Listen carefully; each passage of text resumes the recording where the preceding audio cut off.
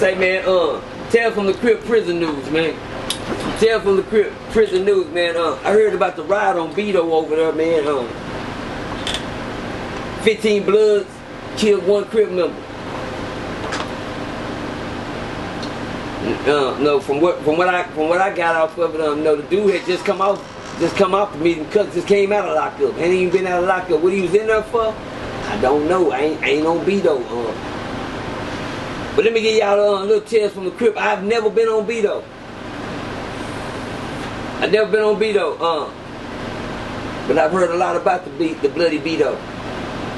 I know one thing.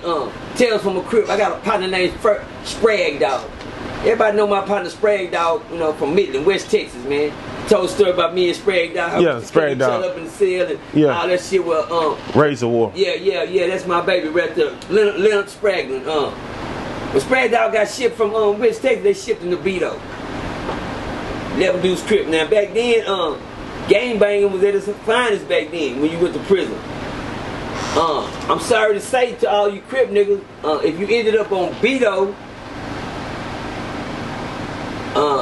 that was a blood unit. They turned BETO into the bloody BETO, man.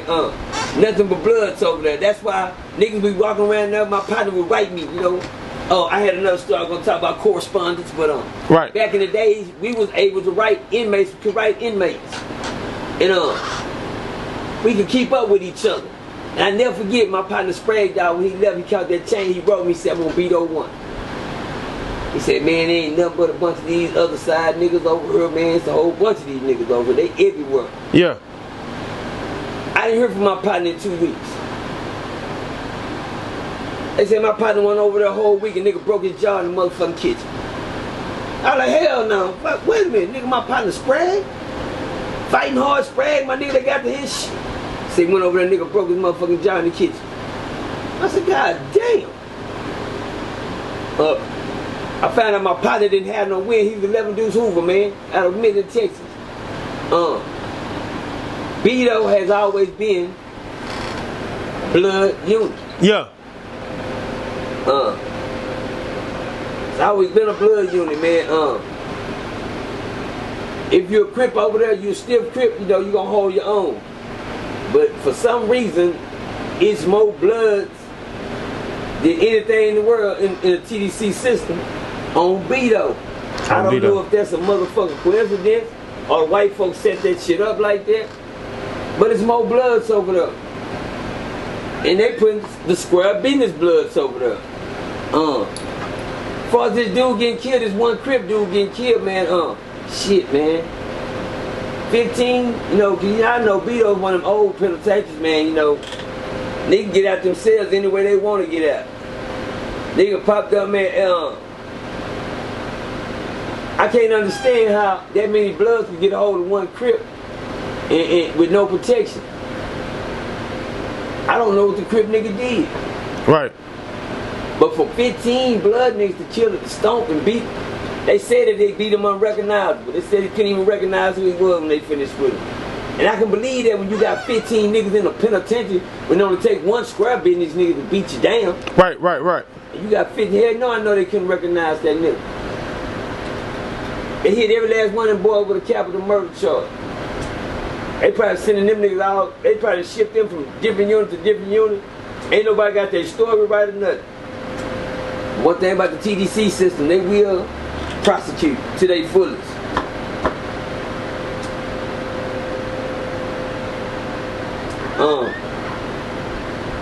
I hate to say this, and I'm going to say it in a good manner. I know and the system know that there will be repercussions behind that. Yeah. Right. Yeah. Don't sugarcoat nothing. The system know and I know that there will be repercussions behind 15 bloods killing one CRIP. The fuck? You know what I'm saying? Ain't no way around that. Ain't no way around that, Crips. That's not a call. That's prison. Cause believe me, ain't no 10, 11, 2, or 3 niggas don't jump a Mexican or something and don't nothing happen to you. Right. Yet alone 15.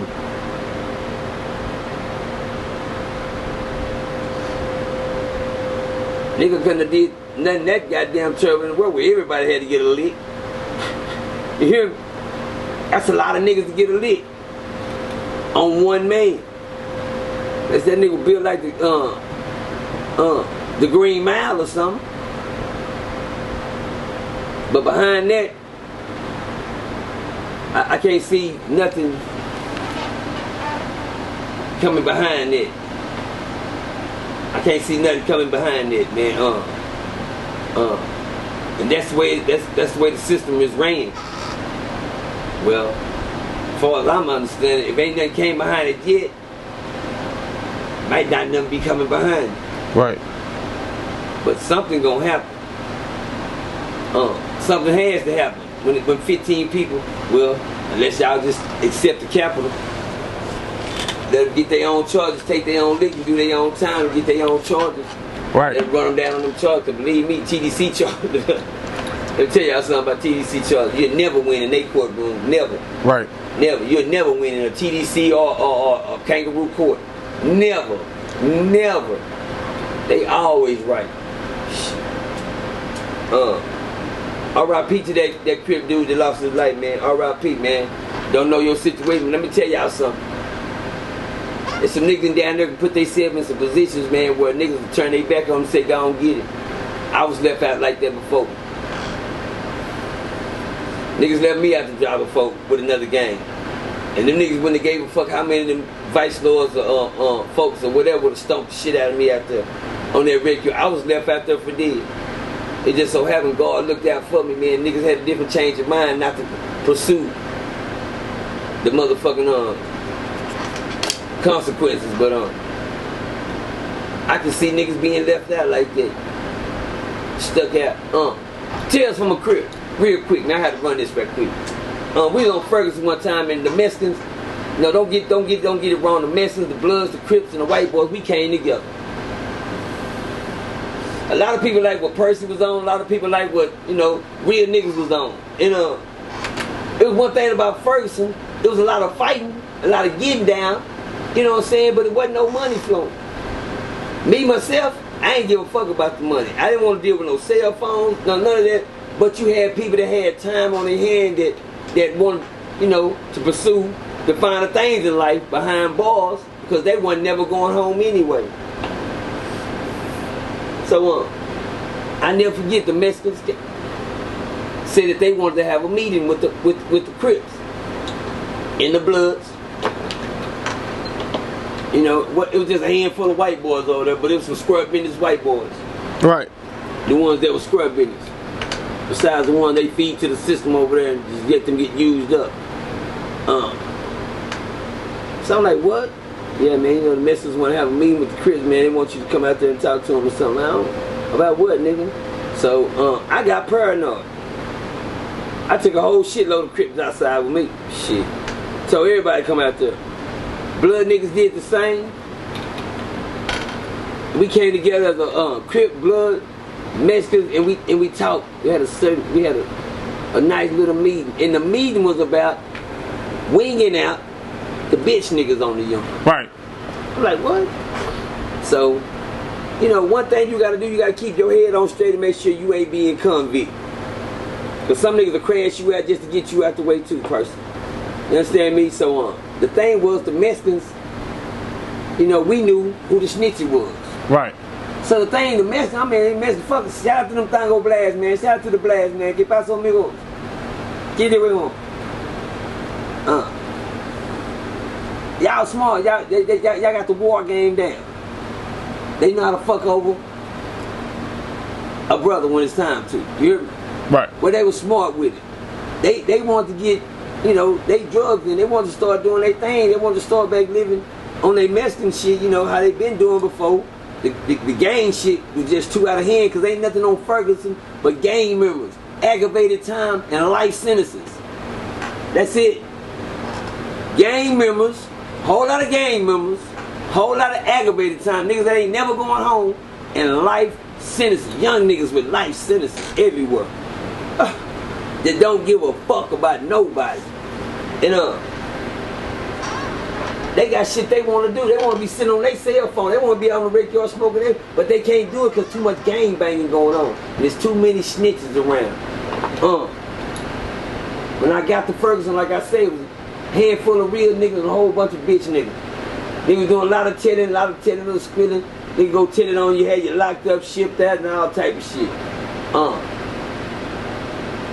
The Mexicans said they want to get back to business, and the blood niggas agreed.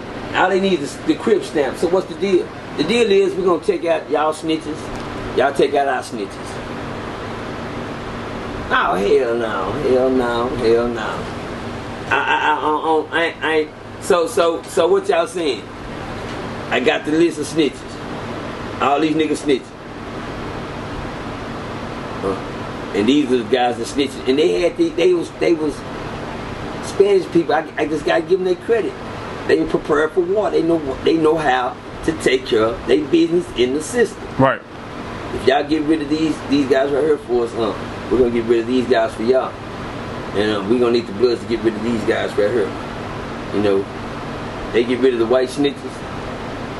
We get rid of the black snitches. You know, the other ones get rid of the Mexicans jumped on the black boy. I mean, Mexicans, black boys, you know, jumped on. They knew who the Mexican guys those snitches too were. But they know they'll run and tell it quick if the Mexican got them, they'll fuck them off. So we're gonna get got some credit done, and we started weeding out. Within one day the hit was to go down on Ferguson in one day. All snitches getting wiped out. One day. Say man, I ain't gonna lie. It was the most violent but the most coolest thing I ever seen in the unit. They ever come together, man. This shit was real. And now I know how these motherfuckers strategize war. These Mexicans do. They don't play. They put their shit together by the time, the chow hall, win and jump off. When you hear the niggas scraping on the ball, you hear shit going up and down the ball, you hear niggas wait, that means go here. That's the key. You know, not a lot of whoo and hollering. Yeah, and he's there, and everybody was on time. They had schedules and that. And when the hit was ready to go down, everybody was gonna be in the place that they supposed to be and get knocked off at the same time. And the cold thing about it was the staff would know that. Oh shit. Oh, that's John. Oh shit, that's Dick. That's Harry. Damn, that's Craig, Kevin. These all I fucking ship them. Get them out of here. Get them out of here. Somebody caught on. Somebody gave up our whole fucking CI, our confidential informants over here on the unit. Right. It knocked them all out one by one. In one day, Captain Forrest wasn't dumb. Shipped every last one of them. And after she shipped them and got them out the unit, niggas was back talking on phones again. Niggas knew that they could bring certain shit in again. Niggas get to put their little dip in their mouth, smoking their cigarettes, go back to drinking their weed and making their brute and their hooch and shit. Because we done wiped out all the confidential informants. Now they got to start over. Get them some more snitches on the block. Because somebody got a hold to the list. Found every name on the list. Yeah. And we wiped out every last. That was the coolest thing ever. Wiped out all the snitches. Yeah, wiped them out. That was the only time a black man got a chance to put his hand on a Mexican. Right. Or a Mexican got a chance to put his hands on a nigga. Because we knew what they was wiping them out for. But other than that, there was no blood. Kill no one CRIP. Something had to be in the earth, man. Something had to be in there. I don't know. I don't know how it's gonna turn out, but I guarantee you later on down the line we're gonna find out what was the cause of that stuff. Yeah.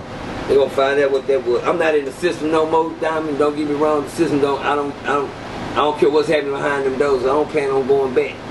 You know what I'm saying? I don't plan on going back, and I don't plan on seeing none of them niggas. And none of them niggas want my friend when I was in that motherfucker anyway.